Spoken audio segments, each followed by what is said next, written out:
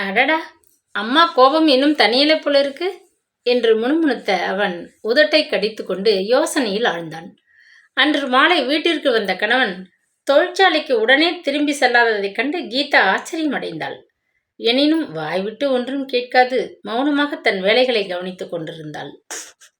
அக்கா, இங்கே வந்து பாரேன் என்று தம்பி இறைந்து கூப்பிட்டதை கேட்ட பாகீரதி விஷயம் புரியாமல் குழப்பத்துடன் வாயிற்பக்கம் விரைந்து சென்றாள். கூடவே ஆவலுடன் பின்தொடர்ந்து சென்ற கீதாவின் திகைப்பு எல்லை மீறிவிட்டது. கண்ணை கவரும் சோபாக்களும் கண்ணாடி பதித்த பீரோக்களுமாக ஒன்றன் பின் ஒன்றாக வண்டியில் இருந்த ஜாமான்களை ஆட்கள் இறக்கி கொண்டிருந்தார்கள். இதென்ன ராஜா இதெல்லாம் என்றாள் பாகீரதி வியப்புடன்.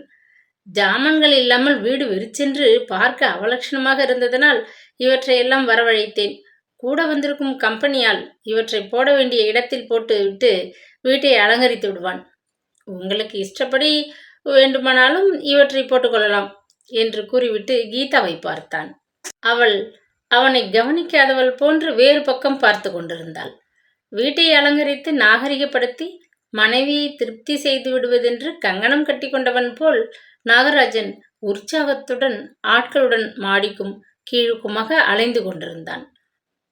வேலையாட்கள் சென்ற பின் வீட்டின் முன் ஹாலின் பக்கம் வந்து பார்த்தாள் கீதா. காற்றிலே மெல்ல அசைந்து கொண்டிருந்த நீலத்திரைகள் ஜன்னல்களை அலங்கரித்தன.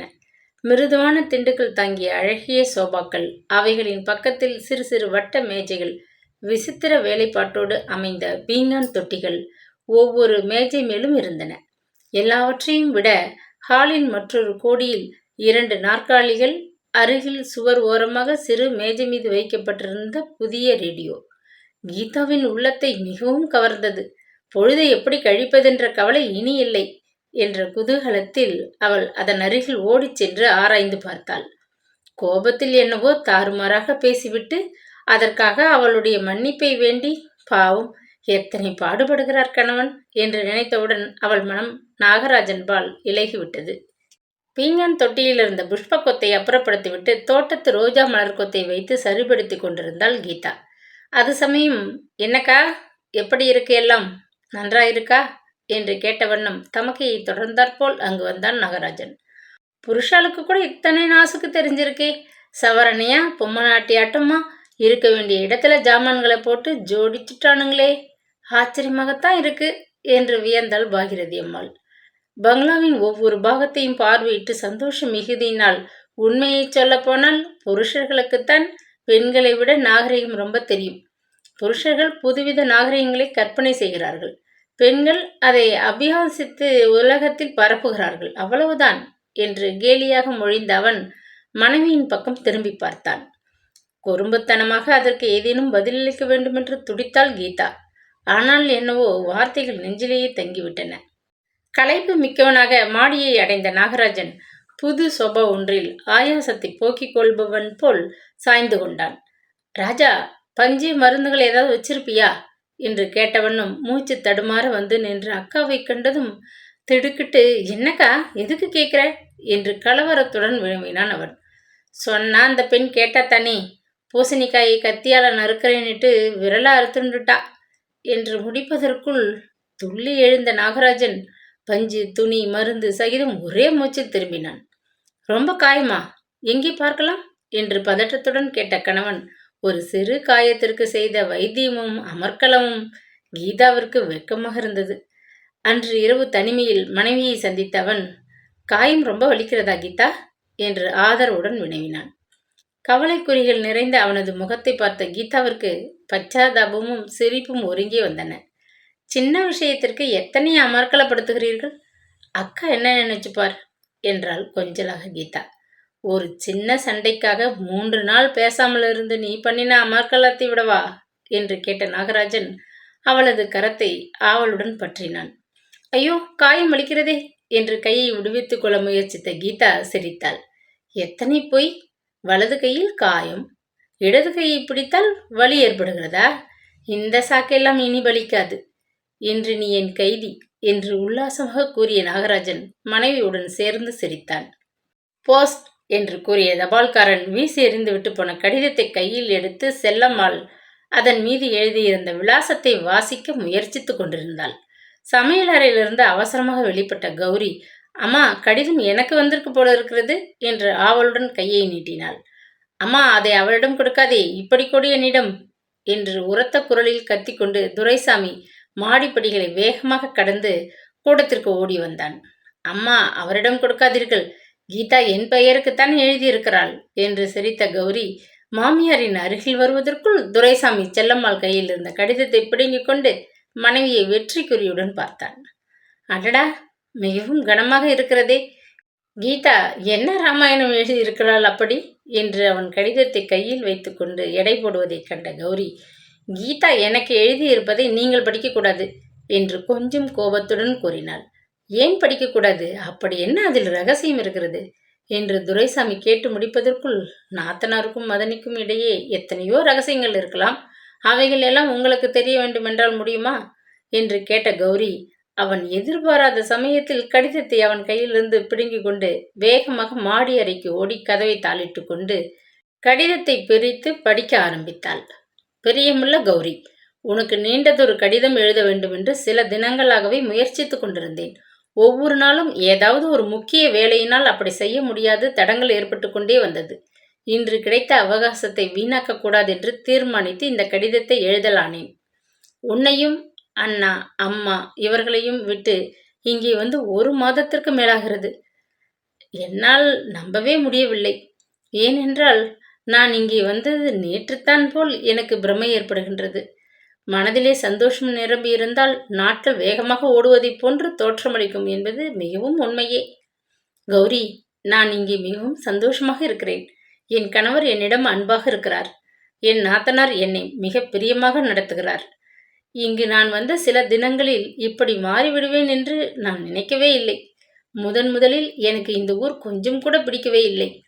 ஆரம்பத்தில் வீட்டு வேலைகளை கவனிப்பது எனக்கு பெரிய தொல்லையாகவே தோன்றியது. ஆனால் சில தினங்களுக்குள் வீட்டு வேலைகளை கவனிக்க வேண்டும், வீட்டை நன்றாக திறமையுடன் நிர்வகிக்க வேண்டும் என்ற ஆர்வம் தானாகவே எனக்கு ஏற்பட்டுவிட்டது. வீட்டின் மீது உள்ள எனது பொறுப்பை நான் உணரும்படி செய்ததற்கு என் கணவர்தான் காரணம் என்று சொன்னால் அது மிகையாகாது. எங்களுடைய வீடு ஒரு அழகிய பங்களா. சுற்றிலும் கண்ணை கவரும் பெரிய தோட்டம்.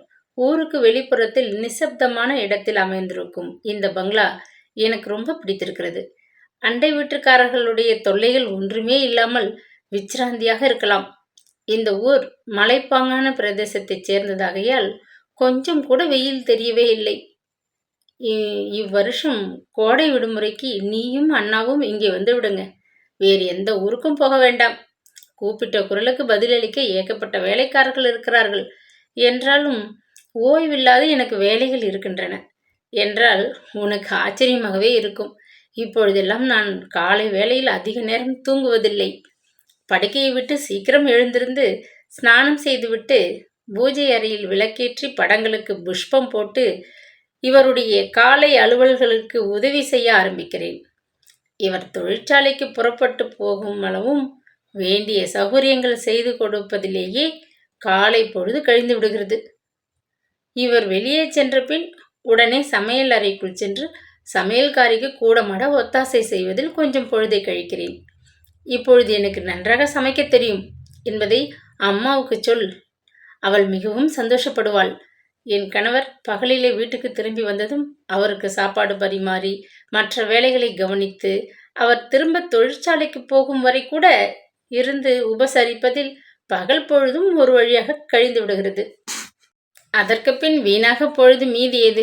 சாயங்காலமானதும் முகத்தை கழுவிக்கொண்டு தலையை வாரி பின்னி என்னை அழகுபடுத்திக் கொள்வதற்குள் என் கணவர் திரும்பி வந்து விடுகிறார். இப்படியே நாட்கள் கழிந்து விடுகின்றன. என் கணவருக்கும் பாவம் ஓய்வு ஒழிவின்றி வேலைகள் இருக்கின்றன. சிறிது நேரம் கூட அவர் வீணாக பொழுதை கழிக்க மாட்டார். காலையில் தொழிற்சாலைக்கு போகும் முன்னும் சாயங்காலம் திரும்பி அங்கிருந்து வந்த பின்பும் இருக்கும் நேரத்தில் கூட அவர் தமது ஆபீஸ் பேப்பர்களை கவனிப்பதில் மும்முரமாக ஈடுபட்டு இருப்பார்.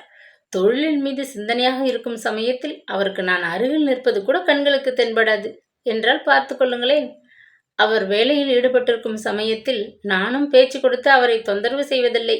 குறிப்பறிந்து பணிவிடை செய்யும் அன்பான மனைவியாகிவிட்டேன் நான். கௌரி, இந்த ஆச்சரியத்தை கேள்.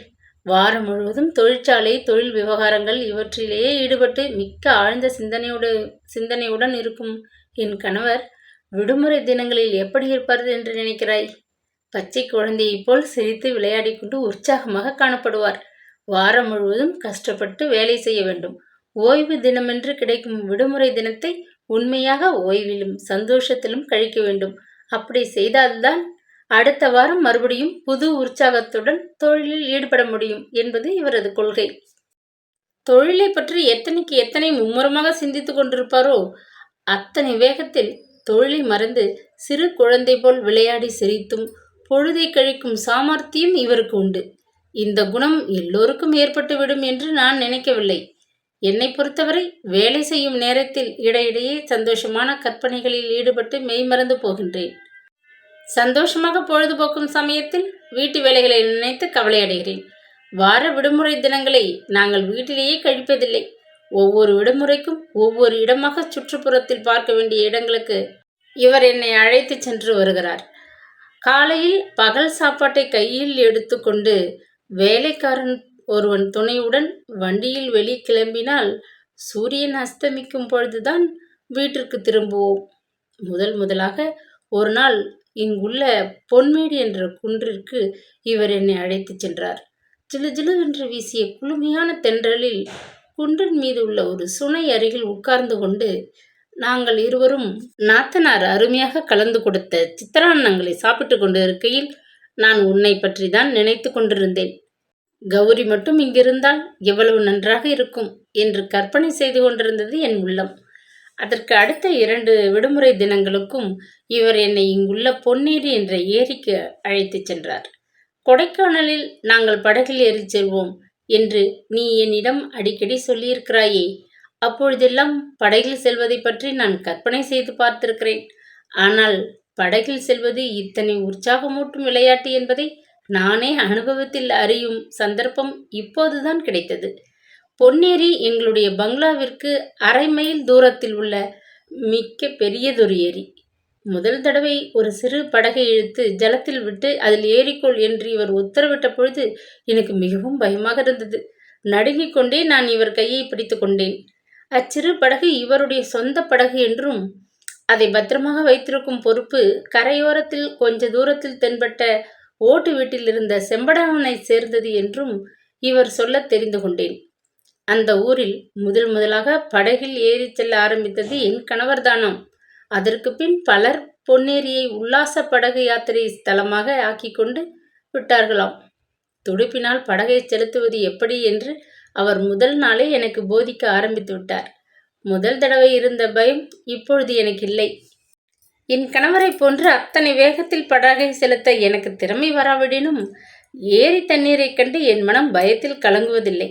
நீரை கிழித்து கொண்டு மீன் போல நீந்தி செல்லும் படகு யாத்திரை எனக்கு எல்லாவற்றையும் விட பிடித்திருப்பதை உணர்ந்தோ என்னவோ கடந்த பௌர்ணமி இரவில் இவர் பொன்னேரிக்கு என்னை அழைத்து சென்றார். குளிர்ந்த நிலவொளியிலே படகில் மிதந்து ஏரி முழுவதும் சுற்றி வந்தோம். விவரிக்க முடியாத இன்பத்திலே என் மனம் அன்று ஆழ்ந்து கிடந்தது.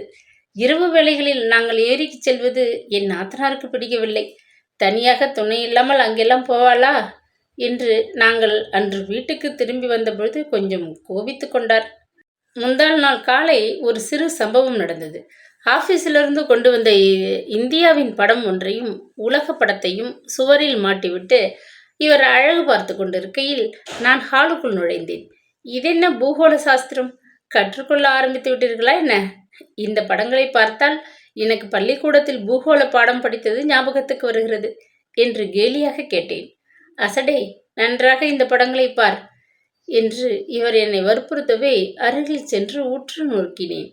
தென்னிந்தியாவில் பொன்மேடு டிப்பர் ஒர்க்ஸின் பிரான்ச்சுகள் எங்கெங்கே உள்ளன என்பதை குறிக்கும் இந்தியாவின் படம் அது.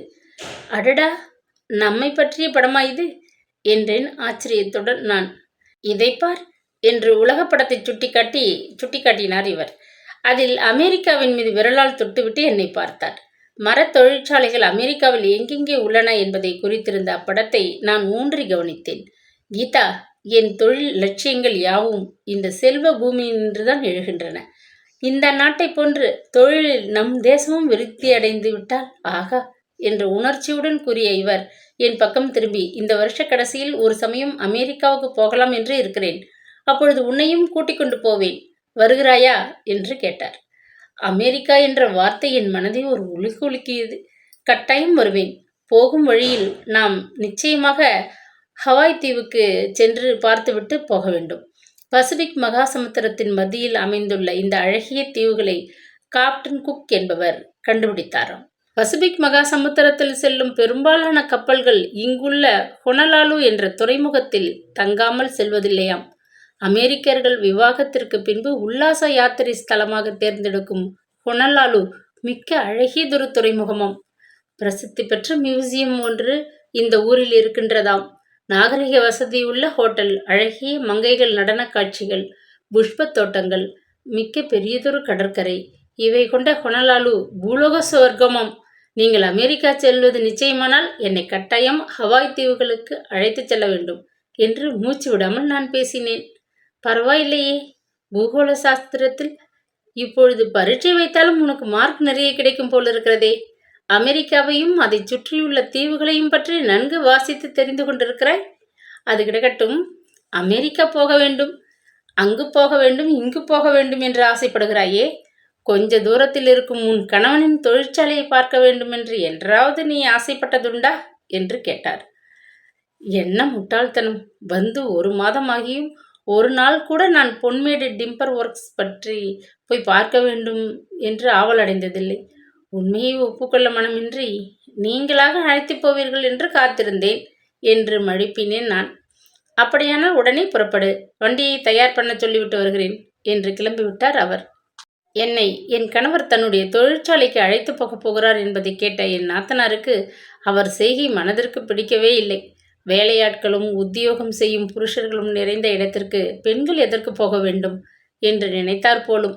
ஏதோ தொழில் நடக்கிறது, தம்பி அமோகமாக வாழ்கிறான் என்ற மனநிலையில் திருப்தி அடைந்த அவர் ஊரெல்லாம் புகழ்ச்சியாக பேசும் பொன்மேடு டிம்பர் ஒர்க்ஸை பார்க்க வேண்டும் என்று நினைத்ததில்லை. விரக்தி அடைந்திருந்த அவர் உள்ளத்திற்கு எதுவுமே பிடிக்காததில் ஆச்சரியமும் இல்லை. இருந்தும் என் ஆர்வத்தை தடுப்பானேன் என்ற எண்ணத்தில் பேசாமல் இருந்து விட்டார். அரை மணி நேரத்திற்குள் எங்கள் வண்டி பொன்மேடு டிம்பர் ஒர்க்ஸ் என்ற பிரம்மாண்டமான கட்டிடத்தை அடைந்தது.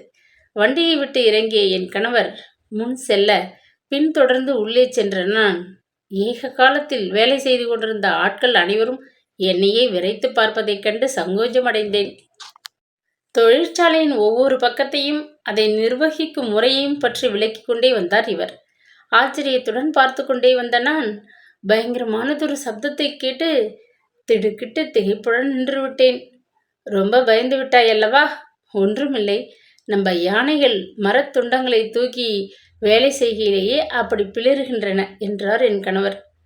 யானைகள் கூட இங்கே இருக்கின்றனவா என்று வியப்புடன் வினவிய என்னை அந்த இடத்துக்கே அழைத்துச் சென்றார். பெரிய மரத்துண்டங்களை அலட்சியமாக அப்புறம் தூக்கி போடும் யானைகள் வேலை செய்யும் வேலைகளைக் கண்டு மிகவும் வியப்படைந்த நான், ஒரு யானையே கட்டி தீனிப்படுவது கஷ்டம் என்பார்களே, நீங்கள் 4 யானைகளை வைத்து கொண்டிருக்கிறீர்களே என்று வேடிக்கையாக கேட்டேன். யானைகள் இல்லாமல் அவ்வளவு பெரிய மரத்துண்டுகளை யாரால் தூக்கி வைக்க முடியும்? வேலைக்கு தகுந்த கூலி கொடுத்தால் தானே காரியம் நடக்கும். ஆகவே யானையை கட்டி தீனி போட்டுத்தான் ஆக வேண்டும் என்றார் இவர். தொழிற்சாலையை சுற்றி பார்த்துவிட்டு மறுபடியும் வண்டியில் ஏறிக்கொண்டேன் நான். எங்கள் தொழிற்சாலை எப்படி என்றார் கணவர். இவ்வளவு பேர்கள் உங்கள் தொழிற்சாலையில் வேலை செய்கிறார்கள் என்று நான் நினைக்கவே இல்லை என்றேன் நான் பெருமிதத்துடன். 1000 தொழிலாளிகள் கொண்ட இந்த பிரம்மாண்டமான தொழிற்சாலையை நிர்மாணித்த பெருமை முழுவதும் என் தமையன் ஒருவனையே சாரும். அவனுடைய கொள்கைகளையே நானும் பின்பற்றி நடத்தினால் அதுவே எனக்கு போதும் என்றார் இவர். கௌரி, 1000 கணக்கில் வேலை செய்யும் தொழிலாளிகள் சம்பளத்தை பற்றி கேட்டால் நீ மூர்ச்சையடைந்து விடுவாய். மரத்தூளை அள்ளி குவிக்கும் சிறு வேலையானாலும் மாதம் 300 ரூபாய் சம்பளம் என்றால் மற்ற உத்தியோகஸ்தர்களை பற்றி என்ன சொல்ல? இதை தவிர தொழிலாளிகளுக்கு வருஷத்துக்கு ஒரு முறை போனஸ், வேண்டிய பண உதவியும் ஓய்வும் விடுமுறை நாட்களும் கொண்ட பொன்மேடு டிம்பர் ஒர்க்ஸ் ஒரு லட்சிய தொழிற்சாலை என்று நான் கூறுவேன். அதன் முதலாளியாக விளங்கும் என் கணவரின் தாராள சிந்தனையும் இளகிய மனமும் என்னை அவர்பால் கவரச் செய்கிறது. தொழிற்சாலையின் ஒரு பக்கத்தில் நூற்றுக்கணக்கான ஆட்கள் மரத்துண்டுகளை சின்ன பலகைகளாக ரம்பத்தால் அறுத்து குவிக்கின்றனர். நெற்றியிலும் மார்பிலும் வியர்வை வழிந்தோட அவர்கள் வேலை செய்வதைக் காண எந்த கல் நெஞ்சமும் கரைந்துவிடும். பாவம், எத்தனை கஷ்டப்பட்டு வேலை செய்கிறார்கள் இவர்கள் என்றேன் நான். இவர்கள் தேகத்தில் நின்று வியர்வை வழிந்தோட செய்த கடும் உழைப்பின் பலன்தான் கண்ணை கவர நமது வீட்டை அலங்கரிக்கும் சோபாக்களும் நாற்காலிகளும். இவர்களின் உழைப்புக்கு தகுந்த கூலி இல்லாவிடில் சுகம் எங்கே என்றார் இவர். நான் பதில் பேசவில்லை. உழவுக்கும் தொழிலுக்கும் வந்தனை செய்வோம் என்ற அமரகவியின் வாக்கு என் நினைவுக்கு வந்தது. நாட்டை ஆள முடிசூடும் மன்னர்களை ஒரே நாளில் உற்பத்தி செய்ய முடியும். ஆனால் முடிசூடா மன்னர்களாகிய தொழிலாளர்களை அப்படி செய்ய முடியாது. அவர்கள் நசுக்கப்பட்டால் தேசத்தின் செழிப்பும் செல்வமும் நசுங்கிவிடும். நாட்டுக்கு பெருமை உண்டு பண்ணுவது தொழில். நமது நாடும் பிற தேசங்களைப் போல் பல்வேறு தொழில்களிலும் முன்னேற வேண்டி ஆர்வத்துடன் எல்லோரும் உழைக்க வேண்டும் என்று என் கணவர் நீண்டதொரு பிரசங்கம் செய்தார். அவரது லட்சியங்கள் மிகவும் உயர்ந்தவை. அவரது கொள்கைகள் சில விசித்திரமாக எனக்கு பட்டாலும் கருணைமிக்க அவரது மனதிற்காகவும் அன்பு பெருக்கொடுத்து விடும் அவரது பரந்த உள்ளத்திற்காகவும் அவற்றை நான் மதித்து அனுஷ்டிக்க உத்தேசித்திருக்கிறேன். உயர்தர சங்கீதத்தை அடைய பூர்வ ஜென்மத்தில் பூஜா பலன் செய்திருக்க வேண்டும் என்பார்களே, அதை போல அன்பான கணவனுக்கு மாலையிட கொடுத்து வைத்திருக்க வேண்டும். இந்த பணமும் பதவியும் இல்லாவிட்டாலும் எனக்கு கவலை இல்லை. என் கணவரை போன்ற லட்சியவாதியுடன் வாழ்வதை போன்ற மகத்தான பாக்கியம் வேறு கிடையாது. அவரது கொள்கைகளை நானும் பின்பற்ற முயற்சிப்பேன். கடிதம் நீண்டுவிட்டது. இத்துடன் நிறுத்திக் கொள்கிறேன். மற்றவை அடுத்த கடிதத்தில். இப்படிக்கு அன்புள்ள கீதா. கடிதத்தை படித்து முடித்த கௌரி கீழே இறங்கி செல்லம்மாளிடம் வந்தாள். என்ன எழுதியிருக்கா கீதா என்று ஆவலுடன் வினவினாள் மாமியார். மாமியாருக்காக மீண்டும் ஒரு முறை தன்னை பற்றி கீதா எழுதிய விஷயங்களை நீக்கிவிட்டு மிகுதியை படித்தாள் கௌரி. மகளின் சந்தோஷ வாழ்வை கேட்ட தாயின் முகம் ஆனந்தத்தால் மலர்ந்தது. அன்று காலை கீதாவிற்கு அநேக வேலைகள் காத்து கொண்டிருந்தன. தூசி படிந்து போயிருந்த ஹால் மேஜையை தட்டி தாறுமாறாக கிடந்த புத்தகங்களை அடுக்கி வைத்தாள். கவனிப்பார் என்று குவிந்திருந்த சலவை துணிகளை அழகாக அந்தந்த இடங்களில் பீரோவில் அடுக்கினாள். வேலைக்காரி பெருக்கிச் சென்ற இடத்தையெல்லாம் மேற்பார்வையிட்டுவிட்டு தான் செய்த காரியங்களில் திருப்தி அடைந்தவளாக கீழே இறங்கி வந்தாள். இறைந்த குரலில் பாகிரதி யாருடனோ பேசிக் கொண்டிருப்பதை கேட்ட கீதா ஆவல் மிகுதியினால் பின்கட்டின் பக்கம் சென்றாள். பச்சை நிற சீட்டி ரவிக்கை, இடையிலே குடியான பெண்கள் வாணியில் உடுத்தியிருந்த வெள்ளை புடவை, கழுத்துடன் ஒட்டினாற்போல் 2 சர கருகுமணி மாலை, கைகளில் சிவப்பு கண்ணாடி வளையல்கள். இந்த அலங்காரத்தில் அலையென நெளிந்த கூந்தலை அள்ளி செருகி கொண்டு தூணின் மீது சாய்ந்தபடி நின்ற யௌனவ மங்கை ஒருத்தியை கீதா கண்டு கண் கொட்டாது வியப்புடன் நோக்கினாள்.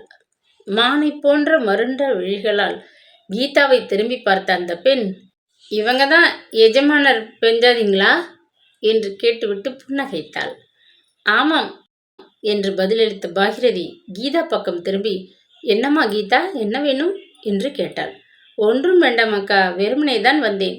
இந்த பெண் யார் என்று கேட்ட அவள் யௌனவத்தின் சோபை பொங்க கவர்ச்சி மிக்கவளாக தென்பட்ட அந்த பெண்ணை திரும்ப ஒரு தரம் பார்த்தாள். பொன்னியா கேட்கிற என்று கேட்ட பாகிரதி சற்றென்று அங்கிருந்து உள்ளே சென்றாள். அவ என்ன ஜாதி பொண்ணக்கா, செதுக்கி வைத்த சிற்பம் போல ரொம்ப அழகா இருக்கிறாளே என்று அதிசயப்பட்டாள். கூடவே உள்ளே சென்ற கீதா, புலிக்காடுன்னு பக்கத்தில் ஒரு மலை இருக்கு. அந்த மலையில மரம் வெட்டி பிழைக்கிற ஜனங்களை மறவன் என்று சொல்லுவா. அந்த ஜாதி பெண் இந்த பொன்னி என்று கூறிய பாகிரதி மேலே தனது காரியங்களை கவனிக்க ஆரம்பித்தாள். ஏன் அக்கா, பொன்னி இங்கே எதற்காக வந்திருக்கிறாள்? அவள் புருஷன் நம்ம தொழிற்சாலையில வேலை செய்கிறாளா என்ன? அவளை எப்படி உங்களுக்கு தெரியும் என்று பல கேள்விகளை அடுக்கடுக்காக கேட்டாள் கீதா. பாகிரதி அவளுடைய கேள்விகளுக்கு பதில் சொல்லாமல், ராஜா எண்ணெய் தேய்ச்சி ஸ்நானம் பண்ணி யுகமாகிறது, போய் வெந்நீர் சுடுதான்னு பார்த்துட்டு வா என்று உத்தரவிட்டாள். பாகிரதி முகத்திலே படர்ந்திருந்த வருத்த குறிகளையும் குரலிலே தொனித்த சலிப்பையும் கவனித்த கீதாவிற்கு எல்லாம் பெரும் புதிராகவே தோன்றியது. பொன்னி என்பவள் யார்? அவளை பற்றிய கேள்விகளை ஏன் பாகிரதி விரும்பவில்லை? குழப்பத்துடன் குளிக்கும் அறைக்குள் நுழைந்து கீதா கணவனுக்கு ஸ்நானத்திற்கு வேண்டிய வெந்நீரை பாத்திரங்களில் நிரப்பி வைத்துவிட்டு எண்ணெய் ஸ்நானத்தை பற்றி அவனுக்கு ஞாபகப்படுத்த வேண்டி மாடி அறைக்கு சென்றாள். மாடி ஹாலுக்கு சமீபத்தில் வந்த கீதா அப்படியே செயலற்று நின்று விட்டாள். பீரோவை திறந்து நோட்டு கத்தை ஒன்றை எடுத்து அந்த மலைநாட்டு மங்கையின் கையில் கொடுத்தான் நாகராஜன். அதை வாங்கி கொண்ட அவள் புடவை தலைப்பினால் கண்களை மூடிக்கொண்டு விம்மி விம்மி அழுது கொண்டிருந்தாள். நான் உயிருடன் இருக்கிற வரை நீ கவலைப்பட வேண்டியதில்லை என்று எத்தனையோ தடவையில் சொல்லியிருக்கிறேனே, ஏன் வீணாக அழுகிறாய்? வருத்தப்படாதே, வீட்டுக்கு போ என்று நாகராஜன் வாயிற்படியில் துடிக்கும் ஹிருதயத்துடன் நிற்கும் மனைவியை பார்க்காது கூறினான். கீதாவிற்கு உலகமே சுற்றுவதி போன்று இருந்தது. அந்த பெண் பொன்னி, மலைநாட்டு மோகினி, என் கணவரின் காதலி என்று யாரோ கூறி கைகொட்டி நகைப்பதை போன்ற பிரமை ஏற்பட்டது. நெஞ்சை அமுக்கிய துக்கத்தை தாங்க முடியாமல் அவள் அங்கிருந்து திரும்பி பக்கத்தில் இருந்த ஒரு அறை ஒன்றிற்குள் சென்றாள். தம்பியை எப்படி விட்டு கொடுக்க முடியும்? அதனால்தான் பாகிரதி பொன்னியை பற்றி பேச விரும்பவில்லை. அறையிலிருந்து நாற்காலி ஒன்றில் வந்து உட்கார்ந்த கீதா நெஞ்சிலே குமுறிய துக்கத்தை எத்தனை கட்டுப்படுத்தியும் தாங்க முடியாது கண்ணீர் விட்டு விம்மி அழுது விட்டாள். பொன்னி என்பவளை நாகராஜன் எங்கே சந்தித்தான்? எப்படி ஆரம்பித்தது அவர் சிநேகம்? எத்தனை நாட்களாக இந்த தொடர்பு? அதிக நாட்கள் பழகியவள் போல இருக்கின்றது. இல்லாவிடில் அத்தனை உரிமையுடன் நாகராஜனுடன் தனித்து பேச ஒருவர் உத்தரவுமின்றி தானே மாடி ஹாலுக்குள் சென்று விட்டாளே என்று எண்ணி வருந்திய அவள் உள்ளம் பொறாமையினால் கொதித்தது. கணவன் பெரிய லட்சியவாதி என்றும் உன்னத நோக்கம் கொண்டவன் என்றும் பெருமைப்பட்டு கொண்டிருந்த அவளுக்கு அவனது துரோக நடத்தை தாங்க முடியாத பெரிய அதிர்ச்சியாக இருந்தது. தனது கொள்கைகளையும் லட்சியங்களையும் பற்றி அடிக்கொரு தடவை பிரசங்கித்த நாகராஜன் பொன்னிக்கும் தனக்கும் உள்ள தொடர்பை பற்றி ஏன் ஒரு வார்த்தை கூட சொல்லவில்லை? மனைவிக்கு தெரியாமல் இருக்கட்டும் என்று நினைவிலா? இந்த மாதிரி செய்கைகளை மறைத்து விடுவதுதான் சாத்தியப்படுமா? மனைவிக்கு தெரியாதவரை இருக்கட்டும், தானாக தெரிந்தால் பிறகு பார்த்து கொள்ளலாம் என்ற குருட்டு தைரியம் காரணமாக இருக்குமோ என்று பலவாறு எண்ணி ஏங்கி வருந்திய கீதா நேரம் போவது தெரியாது உட்கார்ந்திருந்தாள். மாடிப்படிகளில் காலடி ஓசை கேட்டது. கணவன் அங்கே வருகிறான் என்று ஊகித்து கொண்ட அவள் கண்களை துடைத்து கொண்டு நிலைக்கண்ணாடியில் ஒரு தடவை பார்த்து கொண்டாள். கூந்தலை விரலால் கோடு சரிப்படுத்தி கொண்டு நெற்றி குங்குமத்தை கொஞ்சம் திருத்தி அமைத்து கொண்டாள். கீதா, கீதா, எங்கே போயிட்ட என்று இறைந்து கூப்பிட்ட கணவன் குரலில் எரிச்சல் துணிப்பதை அறிந்த கீதாவின் உள்ளம் வேகமாக துடித்தது. அவள் வந்துவிட்டு போனதில் மனிதருக்கு உள்ளூர எரிச்சல். அதை யார் மேல் காட்டுவதென்று புரியவில்லை போல இருக்கிறது என்று நினைத்தபடி, இங்கேதான் இருக்கேன், எங்கே தொலைந்து போய்விட்டேன் என்றாள் தாழ்வான குரலில். ஆத்திரத்துடன் அறைக்குள் வந்து நின்ற நாகராஜன், நீ இங்கே உட்கார்ந்து கொண்டு என்ன பண்ணுகிறாய்? நான் தொண்டை கிழிய கத்தி கூப்பிட்டது உனக்கு காது கேட்கலையா என்ன என்றான். கோபத்தினால் சிவந்திருந்த அவனது முகத்தை கண்ட கீதாவுக்கு திக்கென்று, ஏன் இப்படி கோபிச்சுக்கிறேன் என்று தன் ஆத்திரத்தை கஷ்டத்துடன் அடக்கி கொண்டு மிகவும் சாந்தமாக கேட்டாள். அக்கா திடீர்னு மயக்கம் போட்டு கீழே விழுந்து விட்டாள். நல்ல வேலை, காயம் படாமல் தப்பினாள். உதவிக்கு உன்னை கூப்பிட்டால் ஆளையே காணும். போய் முதல்ல அவங்கள கவனி என்று உத்தரவிட்டான் நாகராஜன். அக்கா விழுந்து விட்டாரா? அடடா என்று ஆச்சரியத்துடன் கேட்ட கீதா மின்னலை போன்று வேகமாக கீழே இறங்கி ஓடி வந்தாள். பின்கட்டு கூடத்தில் ஒரு பெஞ்சின் மீது படுத்திருந்த பாகிரதிக்கு சமையல்காரி தங்கம் விசிறி கொண்டிருப்பதை கண்டாள். அவள் கையில் இருந்த விசிறியை வாங்கி கொண்டு நாத்தனாரின் அருகில் வந்து உட்கார்ந்து கொண்டாள் கீதா. என்னாக்கா உங்களுக்கு உடம்புக்கு என்று ஆதரவுடன் வினவிய கீதாவை கண் திறந்து பார்த்தாள் பாகிரதி. ஒண்ணுமில்லை, படபடன்னு நெஞ்சு அடிச்சுண்டது, தலை சுத்தினா போல இருந்தது, அவ்வளவுதான். அதுக்குள்ள இந்த ராஜா இல்லாத தடபுடல் படுத்தி விட்டான். எனக்கு நெஞ்சு படபடப்ப அடிக்கடி வர்றதுண்டு, பயப்படாதே என்று மெல்லிய குரலில் சொன்னாள். நீங்கள் சொன்னாலும் கேட்காமல் வேலை செய்கிறீர்கள் அக்கா. உங்களுடைய தேக நிலைக்கு வேலை கவலை இதெல்லாம் ஒத்துக்கொள்ளாது என்று அன்புடன் சொன்ன கீதா மெல்ல விசிறினாள். வேலை என்ன பிரமாதமான வேலை செய்கிறேன், கவலையா? எனக்கு என்ன கவலை இருக்கு?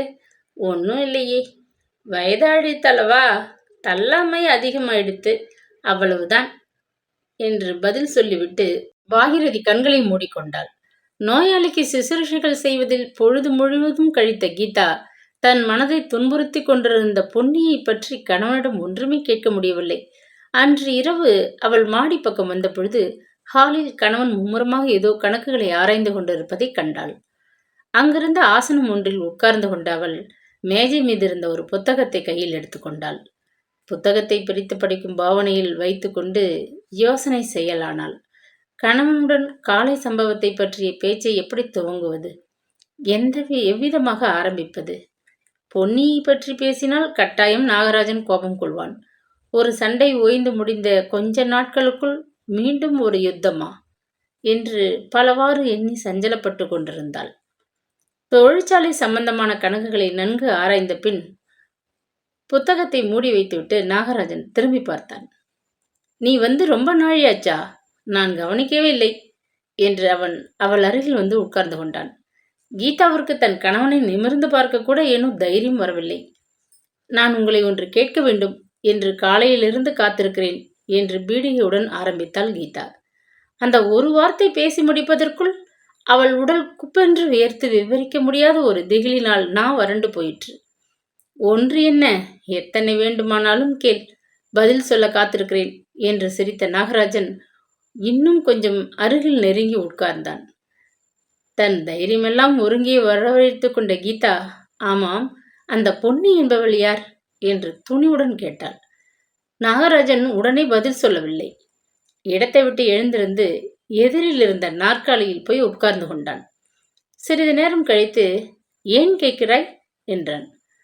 அவனது குழப்பத்தையும் தயக்கத்தையும் குறிப்பாக கவனித்த கீதாவின் உள்ளம் பொறாமையை உணர்ச்சி வசப்பட்டது. அவள் யார் என்று எனக்கு தெரியக்கூடாதா என்று தன் ஆத்திரத்தை அடக்கி கொண்டு வினவினாள்.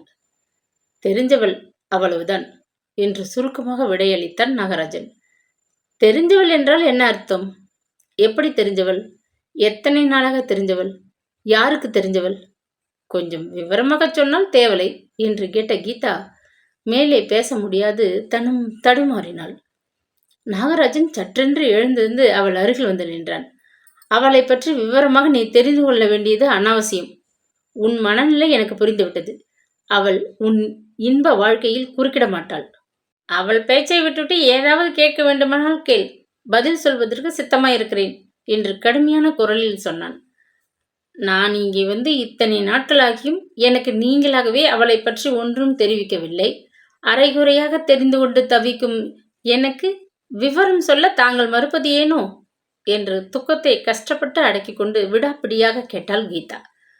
அவள் உன் இன்ப வாழ்க்கையில் குறுக்கிட மாட்டாள் என்று ஒரு தடவை கூறினால் போததா? அவளுக்கும் உனக்கும் ஒருவித சம்பந்தமும் இல்லை. போதும், பொன்னியை பற்றிய பேச்சு இத்துடன் நிற்கட்டும் என்று எரிச்சல் மிகுந்தவனாய் பதிலளித்தான் நாகராஜன். அவளுக்கும் எனக்கும் சம்பந்தம் இல்லையா? அது எப்படி ஆகும்?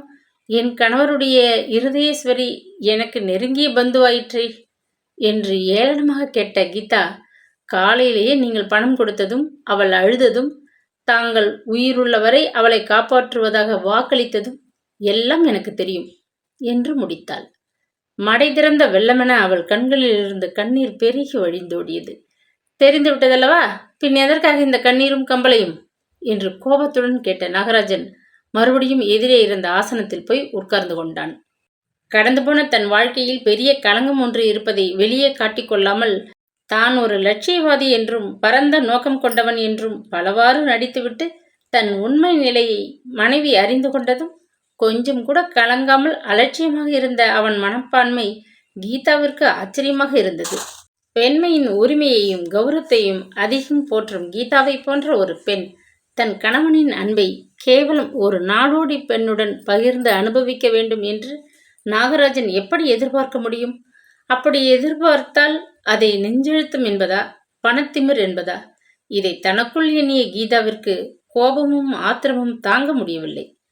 கணவனுக்கு என்ன பதில் சொல்வது என்று விளங்காத அவள் முடிவில் வாய்விட்டு விம்மி அழ ஆரம்பித்தாள். அதை கண்ட நாகராஜன் மனைவியின் அருகில் ஓடி வந்து, ஏன் கத்தி கூச்சல் போட்டு அட்டகாசம் செய்கிறாய்? உடம்பு சரிப்படாமல் அக்கா அடுத்த அறையில் படுத்து கொண்டிருக்கிறாள்னு ஞாபகம் இருக்கட்டும். நமது சண்டை அவள் காதுகளுக்கு எட்ட வேண்டாம். உங்கள் அக்கா கூட இது விஷயமாக உங்களுக்கு உடந்தை என்பது எனக்கு தெரியும் என்று ஆத்திரத்துடன் பானம் தொடுத்த கீதா கண்ணீரை துடைத்து கொண்டு, உங்க அக்காவும் தான் காலையில் உங்களைப் போல் தெரிந்தவள் என்று எழுப்பினார் என்று திணறினாள். அக்காவிடம் இதை பத்தி என்ன தாறுமாறாக கேட்ட? ஒரு சமயம் நீ மனம் புண்படி பேசினதுதான் காரணமாக அக்காவுக்கு மயக்கம் வந்து விட்டதோ என்னவோ. அவளுக்கு இரத்த அழுத்த வியாதி, அதிர்ச்சி ஆகாதுன்னு நான் உன்னிடம் எத்தனை தடவை சொல்லி இருக்கிறேன். எந்த இழவாவது தெரியும்னா என்கிட்ட கேட்டு தொலையேன். அவளை போய் ஏன் துன்பப்படுத்துகிறாய் என்று இறைந்த நாகராஜன் மிகுந்த கோபத்துடன் கீதாவை உற்று பார்த்தான். கணவனுக்கு ஏற்பட்ட ஆத்திரத்தின் உச்ச நிலையை கண்ட கீதா ஸ்தம்பித்து போனாள். நான் அக்காவை ஒன்றும் கேட்கவில்லை. வீணாக ஏன் ஆத்திரப்படுறேன்? உங்க இஷ்டப்படி என்ன வேண்டுமானாலும் செய்யுங்கள். நான் யார் குறுக்கே சொல்ல என்று விம்மலும் திணறலுமாக கூறிவிட்டு மறுபடியும் கண்ணீரை துடைத்து கொண்டாள். பொன்னியை பற்றி அக்காவிடம் இனி ஒரு வார்த்தை கூட நீ பேசக்கூடாது. அவளுக்கும் உனக்கும் ஒருவித சம்பந்தமும் இல்லை. என் உயிர் உள்ளவரை அவளை வைத்து போஷிக்க கடமைப்பட்டவன் நான். பொன்னியை பற்றிய சம்பாஷணையை மறுபடியும் நீ எந்த காரணம் கொண்டும் ஆரம்பிக்க கூடாது. இந்த நிபந்தனைகளுக்கு உட்பட்டு நீ வசிக்க இஷ்டப்பட்டால் என்று நாகராஜன் சொல்லி முடிப்பதற்குள், இங்கே இருக்கலாம், இல்லாவிடில் பூந்திடலுக்கு உடனே கிளம்பிவிட வேண்டும், அவ்வளவுதானே என்று துக்கத்துடன் கேட்டாள் கீதா. உன்னை மறுபடியும் வீட்டை விட்டு போகச் சொல்ல அத்தனை மடையன் அல்ல நான். இந்த வீடு உன்னுடையதும் அல்லவா? உனக்கும் சரிபாதி உரிமைகள் இங்கே உண்டு. நீ தாராளமாக இங்கே வசிக்கலாம். ஆனால் பெயரளவில் மட்டும் நாம் இருவரும் கணவன் மனைவி என்று பொய்யாக வாழ்க்கை நடத்த நேரும் என்று கோபத்துடன் சொன்னான்.